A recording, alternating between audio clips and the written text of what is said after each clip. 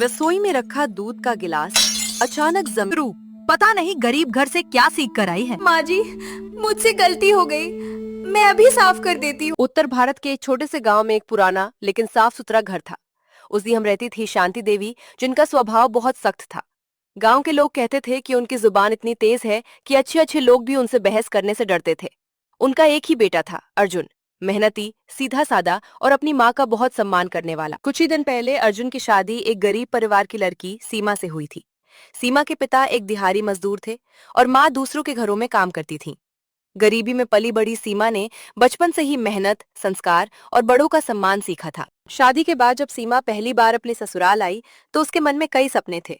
वो चाहती थी कि इस घर को अपना घर बनाए, सबका दिल जीते और अपने पति के साथ खुशहाल जीवन बिताए। लेकिन उसे ये नहीं पता था कि उसकी सबसे बड़ी परीक्षा अभी शुरू होने वाली है। अगली सुबह सूरज निकलने से पहले ही सीमा उठ गई। उसने आंगन में झाड़ू लगाई, तुलसी को पानी दिया और रसोई में चाय बनाने लगी। आज मेरी पहली सुबह है, मैं पूरी कोशिश करूंगी कि माँ जी को कोई शिकायत ना हो। सीमा ने अदरक वाली चाय बनाई और सबसे पहले अपनी सास के कमरे की ओर बढ़ी। माँ जी, आपकी चाय। इतनी देर क्यों कर दी? हमारे घर में सूरज निकलने से पहले काम खत्म हो जाता है। माफ कीजिए माँ जी, आगे से और जल्दी उठ जाऊंगी। सिर्फ माफी से घर नहीं चलता, काम से पहचान बनती है। सीमा ने बिना कुछ कहे सिर झुका लिया। उसे बुरा तो लगा, लेकिन उसने जवाब देना ठीक नहीं समझा। कुछ देर बाद अर्जुन भी उठ गया। सीमा, तुम कब से जाग रही हो? बस थोड़ी देर पहले। चाय तैयार है।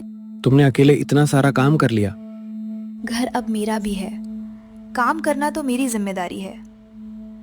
अर्जुन मुस्कुराया, लेकिन तभी शांति देवी रसोई में आ गई। अर्जुन, ज्यादा तारीफ मत किया कर। अभी तो इसे इस घर के तौर तरीके सीखने में बहुत समय लगेगा। माँ, सीमा कोशिश तो कर रही है। कोशिश नहीं, नतीजे देखे जाते हैं। सीमा चुपचाप नाश्ता बनाने लगी। उसकी आंखों में हल्की नमी थी, लेकिन चेहरे पर मुस्कान बनी हुई थी। उसे अपनी माँ की एक बात याद आई। बेटी, ससुराल में हर बात का जवाब शब्दों से नहीं, अपने व्यवहार से देना। प्यार और धैर्य सबसे बड़ी ताकत होते हैं। सीमा ने गहरी सांस ली और मन ही मन निश्चय किया कि चाहे कितनी भी कठिनाई आए, वह इस घर को टूटने नहीं देगी।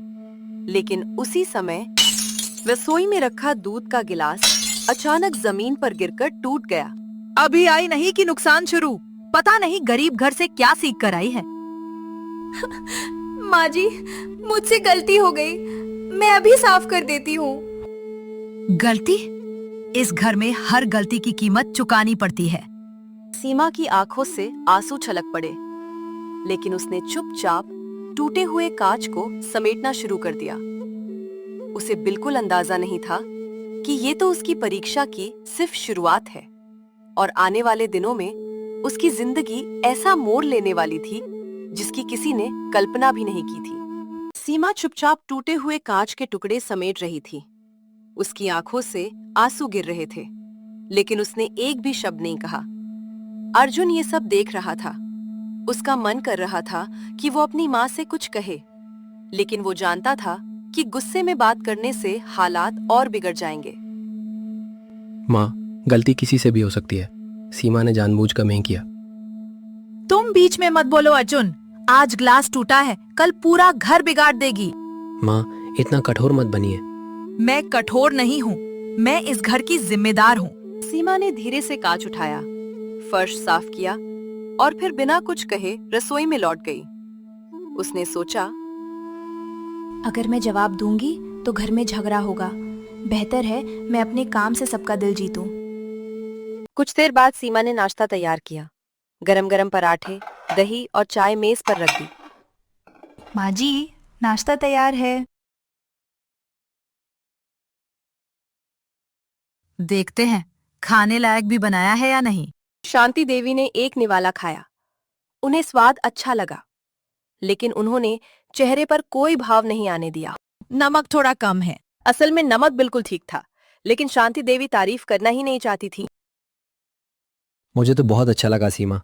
तुम्हें तो सब अच्छा ही लगेगा। सीमा हल्का सा मुस्कुराई और चुपचाप रसोई में बर्तन धोने के लिए चली गई। अरे शांति बहन, घर पे हो? आओ कमला, अंदर आओ। कमला चाची की नजर सीमा पर पड़ी, जो पूरे मन से काम कर रही थी। नई बहू तो बहुत मेहनती लग रही है। अभी कुछ दिन हुए हैं, बाद में असली रंग पता चलेगा। कमला चाची ने सीमा की ओर देखा। बेटी थक गई होगी, थोड़ा आराम भी कर लिया करो। काम करने से थकान नहीं होती चाची। अपने लोगों के लिए किया गया काम खुशी देता है। कमला चाची सीमा की बात सुनकर प्रभावित हो गईं, लेकिन शांति देवी ने फिर भी कोई प्रतिक्रिया नहीं दी। दोपहर होते होते तेज धूप निकल आई। सीमा आंगन में कपड़े सुखा रही थी कि तभी उसकी नजर शांति देवी पर पड़ी। वे भारी पानी की बाल्टी उठाने की कोशिश कर रही थी। माँ जी रहने दीजिए, मैं उठा देती हूँ। मुझे किसी की मदद की जरूरत नहीं। इतना कहकर उन्होंने बाल्टी उठाने की कोशिश की, लेकिन अचानक उनका पैर फिसल गया। अरे सीमा बिजली की तरह दौड़ी और समय रहते उन्हें गिरने से बचा लिया। माँ जी, आपको चोट तो नहीं लगी? शांति देवी कुछ पल चुप रहकर। नहीं। एक पल के लिए शांति देवी की आंखों में नरमी दिखाई दी, लेकिन अगले ही क्षण उन्होंने अपने चेहरे पर फिर वही सख्ती ला दी। मैं संभाल लेती, तुम अपना काम करो। जी माँ जी। सीमा वापस अपने काम में लग गई, लेकिन पहली बार शांति देवी के मन में एक सवाल उठा। क्या यह लड़की सच में वैसी है जैसा मैं सोचती हूँ, या मैं इसे समझने में गलती कर रही हूँ? उन्हें इसका जवाब अभी नहीं मिला था। और उसी शाम घर के बाहर एक बैलगाड़ी आकर रुकी। उसमें से एक अनजान बुजुर्ग महिला उतरी। वो सीधे शांति देवी के घर की ओर बढ़ने लगी। उसके चेहरे पर चिंता साफ दिखाई दे रही थी। आखिर ये अनजान महिला कौन थी और उसके आने से इस परिवार की जिंदगी में क्या बदलाव आने वाला था? अनजान मेहमान और पहला बदलाव। नके कपड़े साधारण थे और चेहरे पर थकान साफ दिखाई दे रही थी। उन्होंने घर के दरवाजे पर आकर धीरे से आवाज लगाई। कोई है बेटा? सीमा तुरंत बाहर आई। आइए अम्मा जी, अंदर आइए। आप बहुत थकी हुई लग रही हैं। बेटी, थोड़ा पानी मिल जाएगा? अभी लाई। सीमा ठंडा पानी और गुड़ का एक छोटा सा टुकड़ा लेकर आई। बुजुर्ग महिला ने पानी पिया और राहत की सांस ली। उसी समय शांति देवी बाहर आईं। कौन है आप और हमारे घर क्यों आई हैं? बहन, मेरा नाम सरस्वती है। मैं पास के गांव जा रही थी। रास्ते में बैलगाड़ी खराब हो गई। सोचा थोड़ी देर आराम कर लूं। आराम करना है तो बरामदे में बैठ जाइए। शांति देवी अंदर चली गई, लेकिन सीमा वहीं खड़ी रही। अम्मा जी, आपने कुछ खाया भी है?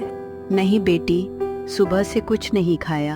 आप बैठिए, मैं अभी खाना लेकर आती हूँ। सीमा ने रसोई में जाकर गरम रोटियां, दाल और सब्जी परोसी। घर में राशन कम था, फिर भी उसने बिना सोचे अपना हिस्सा भी उसी थाली में रख दिया। बेटी, अगर तुम मुझे खाना दे दोगी तो तुम क्या खाओगी? भगवान किसी न किसी रूप में सबका पेट भर देते हैं अम्मा जी। सरस्वती की आंखें भर आईं। उन्होंने मन ही मन सीमा को ढेरों आशीर्वाद दिए। तभी शांति देवी रसोई में पहुंची।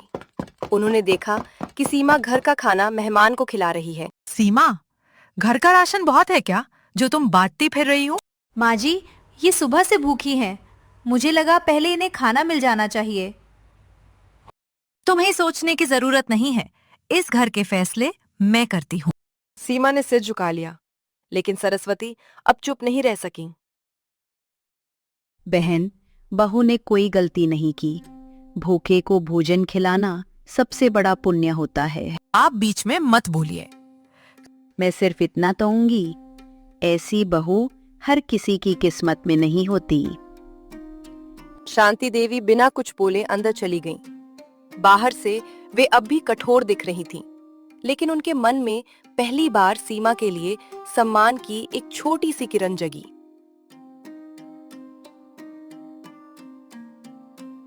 अम्मा जी, बैलगाड़ी ठीक हो गई, अब चल सकते हैं। ठीक है बेटा। जाने से पहले सरस्वती ने सीमा के सिर पर हाथ रखा। बेटी, तुम्हारा धैर्य और तुम्हारा अच्छा मन एक दिन इस घर की किस्मत बदल देगा। आपका आशीर्वाद ही मेरे लिए सबसे बड़ा धन है अम्मा जी। सरस्वती चली गईं, लेकिन उनके शब्द शांति देवी के कानों में बार बार गूंजने लगे। उसी रात जब पूरा घर सो रहा था, शांति देवी को अचानक तेज खांसी शुरू हो गई। सीमा की नींद खुल रही। वो तुरंत पानी लेकर उनकी ओर दौड़ी, लेकिन तभी शांति देवी की तबीयत अचानक और बिगड़ने लगी। क्या सीमा समय रहते अपनी सास की मदद कर पाएगी, या ये रात इस परिवार की जिंदगी हमेशा के लिए बदल देगी? माँ जी, क्या हुआ? आपकी तबीयत ठीक नहीं लग रही। सीने में बहुत दर्द हो रहा है। सीमा तुरंत रसोई में गई, गर्म पानी किया और अर्जुन को जगाया। अर्जुन जी, जल्दी उठिए, माँ जी की तबीयत बहुत खराब है। क्या माँ? अर्जुन तुरंत गांव के वैद्य को बुलाने दौड़ पड़ा। घर में सीमा अकेली थी। उसने शांति देवी का सिर अपनी गोद में रखा, उनके माथे पर ठंडे पानी की पट्टी रखी और उन्हें धीरे धीरे पानी पिलाने लगी। घबराइए मत माँ जी, वैद्य जी अभी आते ही होंगे। मैंने तुम्हारे साथ हमेशा कठोर व्यवहार किया, फिर भी अभी कुछ मत बोलिए, आपकी तबीयत ठीक होना सबसे जरूरी है। शांति देवी पहली बार सीमा को ध्यान से देख रही थी। जिस बहू को उन्होंने कभी अपनापन नहीं दिया, वही बहू पूरी रात उनकी सेवा कर रही थी। सीमा, वैद्य जी आ गए।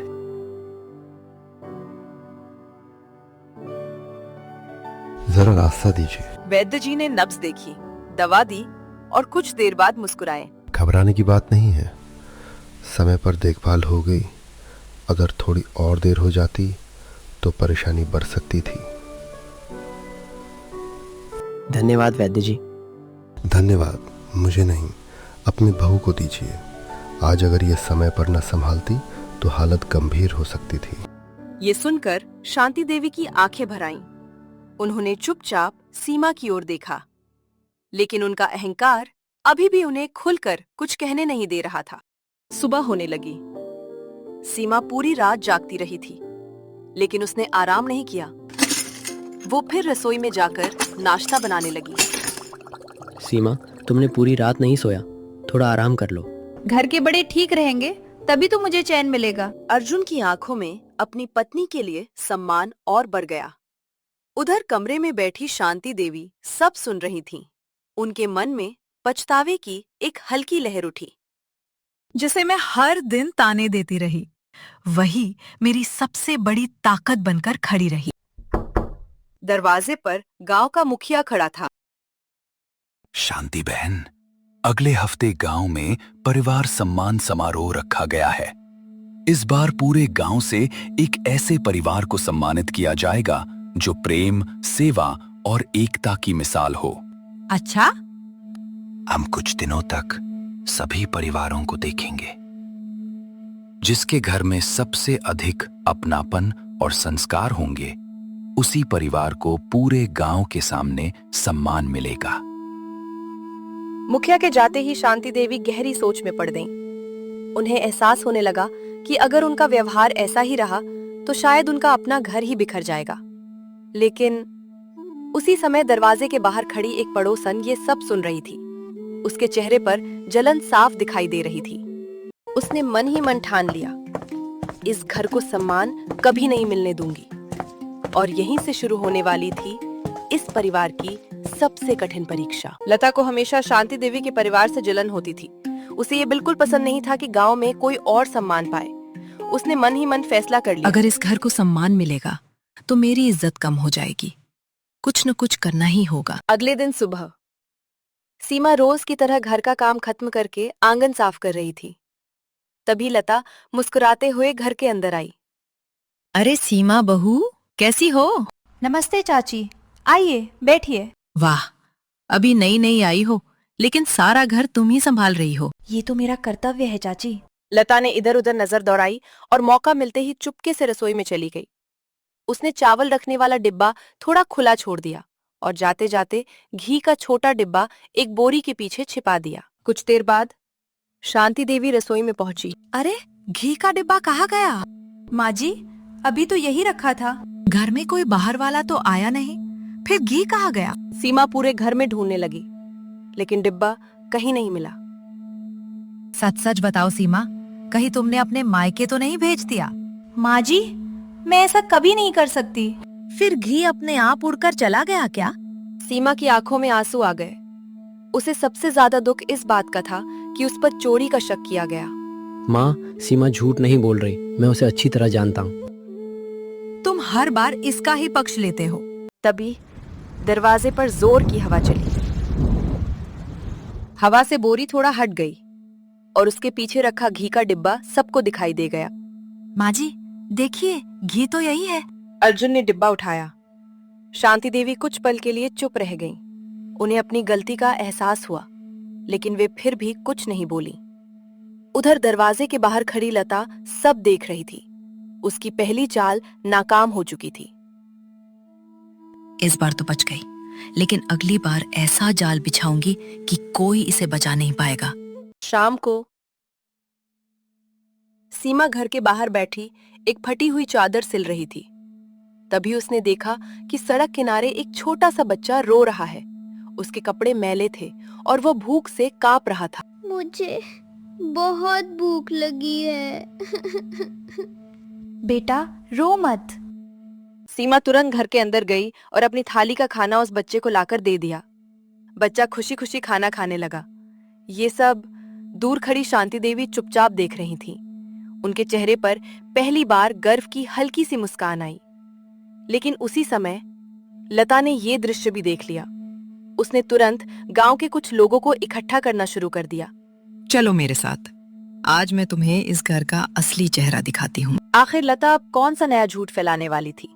क्या सीमा एक बार फिर बिना गलती के सबके सामने कटघरे में खड़ी हो गई? लता की ऊंची आवाज सुनकर पूरे मोहल्ले के लोग शांति देवी के घर के बाहर इकट्ठा हो गए। हर कोई जानना चाहता था कि आखिर मामला क्या है। सीमा चुपचाप खड़ी थी। उसके चेहरे पर डर नहीं था, लेकिन आंखों में हल्की सी उदासी जरूर थी। देख लिया सबने, ये बहू घर का राशन बाहर वालों में बांट रही है। आज खाना दिया है, कल घर का सामान भी बांट देगी। अगर ये सच है तो बात ठीक नहीं है। मैंने घर का राशन नहीं बांटा, मैंने अपनी थाली का खाना उस भूखे बच्चे को दिया था। वो सुबह से भूखा था। वाह, अब कहानी भी बना ली। तभी दूर से वही छोटा बच्चा अपनी बूढ़ी दादी का हाथ पकड़कर वहां आ गया। यही दीदी हैं, इन्होंने मुझे खाना खिलाया था। अगर ये नहीं मिलती तो मैं भूखा ही सो जाता। बेटा, तुम्हारी बहू ने किसी का नुकसान नहीं किया, उसने तो इंसानियत निभाई है। गांव वाले एक दूसरे का चेहरा देखने लगे। अब सभी को सच पता चल चुका था। लता के चेहरे का रंग उड़ गया। लता, बिना पूरी बात जाने किसी पर आरोप लगाना बहुत गलत है। मैं तो बस क्या? झूठ फैलाकर किसी की इज्जत खराब करना अच्छी बात नहीं। लता शर्म से सिर झुकाकर वहां से चली गई। पहली बार पूरे गांव के सामने सीमा की ईमानदारी की चर्चा होने लगी। शांति देवी ये सब चुपचाप देख रही थी। उन्हें अपनी हर बात याद आने लगी। पहले दिन की डांट, बिना वजह के ताने, घी के डिब्बे वाली घटना, और अब जिस बहू पर उन्होंने हमेशा शक किया, वही पूरे गांव में सम्मान पा रही थी। सीमा, जी माँ जी। आज पहली बार मुझे अपनी सोच पर शर्म आ रही है। माँ जी, बीती बातें भूल जाइए। आपका आशीर्वाद ही मेरे लिए सबसे बड़ा उपहार है। सीमा की बात सुनकर शांति देवी की आंखें भर आईं। उन्होंने पहली बार अपने हाथ से सीमा के सिर पर प्यार से हाथ फेरा। भगवान करे हर घर को तुम्हारे जैसी बहू मिले। अर्जुन ये दृश्य देखकर भावुक हो गया। उसे लगा कि उसके घर में वर्षों बाद सच्ची खुशियां लौट रही हैं। लेकिन उसी शाम गांव के मुखिया का एक संदेश आया। कल पूरे गांव के सामने परिवार सम्मान समारोह होगा। अंतिम निर्णय भी कल ही सुनाया जाएगा। क्या शांति देवी का परिवार गांव का सम्मान जीत पाएगा, या किस्मत उनके लिए अभी एक और परीक्षा लेकर आने वाली थी? अगली सुबह पूरा गांव उत्साह से भरा हुआ था। गांव के चौपाल को रंग बिरंगी फूलों की मालाओं से सजाया गया था। बच्चे नए कपड़े पहनकर इधर उधर दौड़ रहे थे और बुजुर्ग आपस में समारोह की बातें कर रहे थे। आज पूरे गांव को उस परिवार का इंतजार था जिसे आदर्श परिवार सम्मान मिलने वाला था। देखना, इस बार सम्मान किसे मिलता है? मैंने तो सुना है अर्जुन के घर का नाम सबसे आगे चल रहा है। कुछ ही देर में अर्जुन, सीमा और शांति देवी भी समारोह में पहुंच गए। शांति देवी के चेहरे पर पहले जैसी कठोरता नहीं थी। आज उनके चेहरे पर शांति और विनम्रता साफ दिखाई दे रही थी। उन्होंने पहली बार सबके सामने सीमा के कंधे पर प्यार से हाथ रखा। माँ जी, आप ठीक तो हैं? हाँ बेटी, आज मुझे पहली बार महसूस हो रहा है कि भगवान ने मुझे कितनी अच्छी बहू दी है। सीमा की आंखें खुशी से भर आईं। भाइयों और बहनों, पिछले कई दिनों से हमने गांव के सभी परिवारों को देखा, समझा और परखा। हमने देखा कि मुश्किल समय में कौन एक दूसरे का साथ देता है, कौन बड़ों का सम्मान करता है और कौन इंसानियत को सबसे ऊपर रखता है। इस वर्ष का आदर्श परिवार सम्मान जाता है अर्जुन, शांति देवी और सीमा के परिवार को। पूरा चौपाल तालियों की गड़गड़ाहट से गूंज उठा। सीमा की आंखों से खुशी के आंसू बहने लगे। अर्जुन गर्व से मुस्कुरा रहा था और शांति देवी की आंखों में पश्चाताप और खुशी दोनों थे। आज मैं पूरे गांव के सामने एक बात स्वीकार करना चाहती हूँ। मैंने अपनी बहू सीमा को कभी समझने की कोशिश नहीं की। मैंने उसे बिना वजह ताने दिए उस पर शक किया, लेकिन उसने हर बार मुझे माँ मानकर ही सेवा की। पूरा गांव भावुक होकर उनकी बातें सुन रहा था। आज अगर हमारा परिवार सम्मान पा रहा है तो इसका सबसे बड़ा श्रेय मेरी बहू सीमा को जाता है। माँ जी, आपने मुझे बेटी कह दिया। मेरे लिए यही सबसे बड़ा सम्मान है। शांति देवी ने सबके सामने सीमा को गले लगा लिया। पूरे गांव की आंखें नम हो गईं। उसी समय भीड़ के पीछे खड़ी लता ये सब देख रही थी। उसे अपनी गलती का एहसास होने लगा। वो धीरे धीरे मंच के पास आई। सीमा, मुझे माफ कर दो। मैंने जलन में आकर तुम्हारे खिलाफ झूठ फैलाया। अगर आप अपनी गलती मान चुकी हैं, तो मेरे मन में आपके लिए कोई शिकायत नहीं है। लता की आंखों से भी आंसू निकल आए। गांव वालों ने तालियां बजाकर दोनों का हौसला बढ़ाया। लेकिन कहानी अभी पूरी नहीं हुई थी। समारोह खत्म होने ही वाला था कि एक व्यक्ति तेजी से दौड़ता हुआ चौपाल में पहुंचा। उसके हाथ में एक सरकारी लिफाफा था। अर्जुन, तुम्हारे नाम सरकार की तरफ से एक जरूरी चिट्ठी आई है। पूरा चौपाल शांत हो गया। सबकी नजर अर्जुन के हाथ में पकड़े उस सरकारी लिफाफे पर थी। अर्जुन ने धीरे धीरे लिफाफा खोला और चिट्ठी पढ़ने लगा। ये हमारे परिवार के नाम है। क्या लिखा है बेटा, जरा सबको भी बताओ। सरकार की नई ग्रामीण योजना के तहत हमारे गांव के ऐसे परिवारों का चयन किया गया है जो ईमानदारी, सेवा और सामाजिक सहयोग की मिसाल बने हैं। हमारे परिवार को छोटे व्यवसाय के लिए आर्थिक सहायता दी जाएगी ताकि हम अपनी मेहनत से आगे बढ़ सके। पूरा चौपाल तालियों से गूंज उठा। शांति देवी ने खुशी से भगवान का धन्यवाद किया। बेटी सीमा, ये सब तुम्हारी अच्छाई का फल है। अगर तुम इस घर में प्यार और धैर्य न लाती तो शायद आज हमें ये दिन देखने को नहीं मिलता। माँ जी, ये हम सबकी मेहनत और भगवान की कृपा है। परिवार साथ हो तो हर मुश्किल आसान हो जाती है। कुछ ही महीनों बाद सरकारी सहायता और अर्जुन की मेहनत से घर के सामने एक छोटी सी अनाज और किराने की दुकान खुल गई। सीमा दुकान का हिसाब संभालती, अर्जुन ग्राहकों की सेवा करता और शांति देवी घर के बने अचार, पापड़ और मसाले तैयार करती। धीरे धीरे उनकी दुकान पूरे गांव में ईमानदारी के लिए मशहूर हो गई। इनकी दुकान से सामान आग बंद करके खरीद सकते हैं। यहाँ नाप तौल भी सही है और व्यवहार भी।